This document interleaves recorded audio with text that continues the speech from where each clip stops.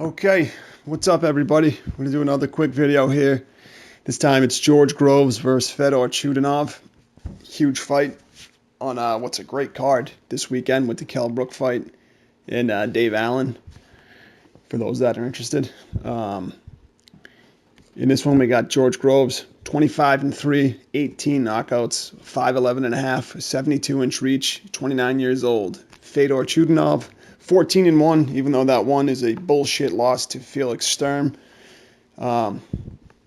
Fedor's got 10 knockouts, 5'9 and a half, which might be generous, 72-inch reach. He's also 29. Their last three fights, George Groves had a fourth-round knockout against David Brophy, April 9th, 2016.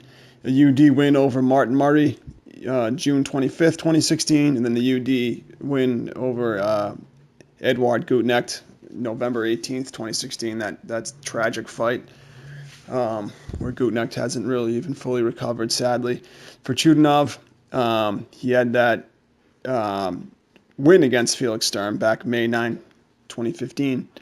Unanimous decision over Frank Buglioni, September 26, 2015. And then that loss to Felix Sturm, which was garbage, February 20th, 2016. So he hasn't fought in a while either. Their best wins, George Groves. Recently, you probably would say Martin Murray. Both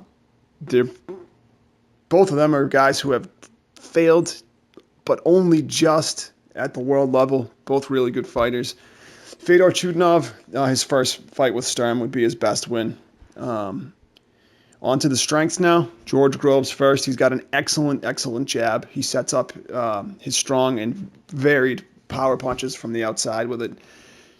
He's got good power and good shot selection. He operates well in space, and he controls the pace of the fight very well. He's got good hand speed for his weight class. You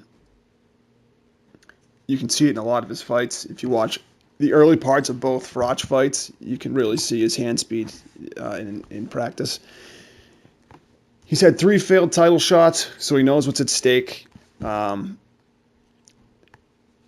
He's with Shane McGuigan now, who's been doing very well with the fighters in his stable. They seem to have good chemistry.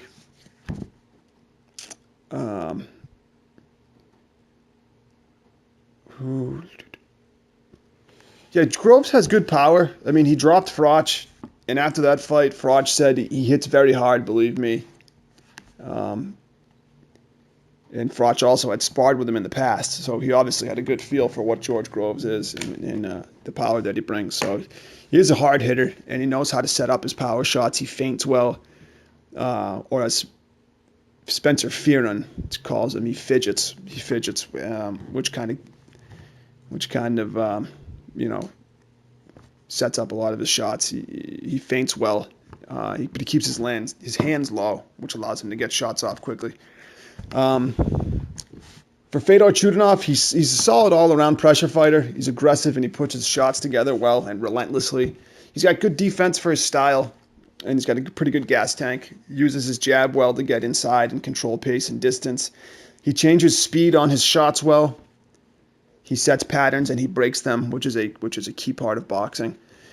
He'll take one to land two type of fighter at times. He kind of reminds me of Sergey Derevianchenko, or rather Derevianchenko reminds me of Chudinov in a way. Both kind of that aggressive come-forward style, but they're not limited to that. It's just that they're very good at it, and it's what they do. He's overall fundamentally sound. He's got no one defining characteristic, though. He's a decent body puncher and a hooker, an inside fighter. Larger men, he negates larger men on the inside, and he's able to overwhelm them. He has an extensive amateur career as well, over 170 wins, and he fought deep into the Russian national championships. He's got good bloodlines as well. His brother Dmitry is a solid super middleweight. He's had no problems with taller fighters either. The 4 inches he gave up to Frank Buglioni, which really wasn't a problem at all. He did get dropped in that fight, but that was after the bell. It was kind of a cheap shot, but it is what it is. Physically, Chudinov is very strong, and he's got a really good chin, too. And he showed heart out with that Buglioni. with that Buglioni fouled knockdown. He didn't complain. He got up and just kept fighting on. So you got to like his spirit.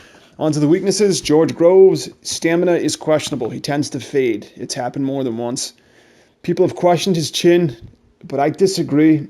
He got blasted out by Froch, but he handles shots pretty well. That Froch shot was just fucking on the button. No one was really going to stand. No one was going to stand up to that. Groves has a tendency he keeps his hand low, but he has a tendency to drop his hands due to either fatigue or overconfidence, which is part of what got him caught against Froch, even though that was a excellent counter, if I remember correctly. Groves is overall kind of inconsistent. You never know what version of him is going to show up. For instance, he looked excellent versus Froch early on in both fights, and he kind of looked uninspired against Badu Jack.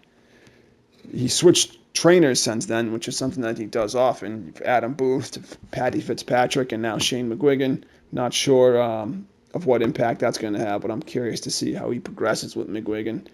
Personally, I think he'd have done well to stick with Booth, but we'll find out. He needs to also avoid getting caught on the ropes, especially with his hands down, and obviously the perfect example of that is Carl Froch in the second fight.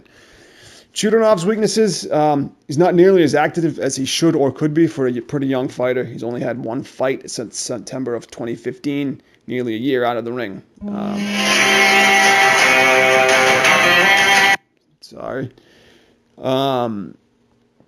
His defense is okay, but he is too hittable at times. Buglioni was able to land on him. He becomes a headhunter at times as well and abandons the body, although he is a good body puncher. His game really is from mid-range, where he can offset his size disadvantage that he often faces. In a way, he's a jack of all trades, master of none, and he is small for the weight, but he's compactly built, and he uses his size and his frame well. He can be countered over his jab also if he doesn't pull it straight back, which occasionally happens. He's more of a bull than a matador, more savage than sweet in terms of science, if you will. So on to how George Groves wins this fight. He has to keep this fight at mid to long range for as long as possible. Establish his jab, which is one of the best in the game, believe it or not, in my opinion. That's obviously a priority. But he also, as he did when he was extremely confident early in Froch 1, he has to use feints and fidgets to keep Chudinov from getting off and closing distance comfortably. Chudinov only really has one mode, and that's to march forward and attack with a high volume of assorted punches. He would need to find a way inside to work Groves' body in hopes of slowing him and making him fade, as he has so often done in the past. Groves' height and weight and length, however, will make that a tough task for the less experienced Chudinov. I see Groves as the harder, more accurate puncher and the more polished ring technician.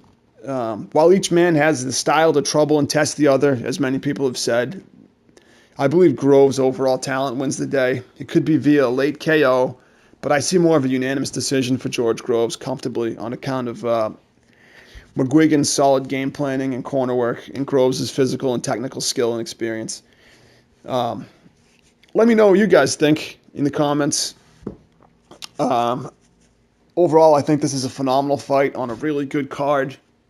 And I definitely agree with even Eddie Hearn recently said on one of Coogan's videos that these guys have these styles to offset each other. So it's going to be really interesting to see how that comes together on Saturday night.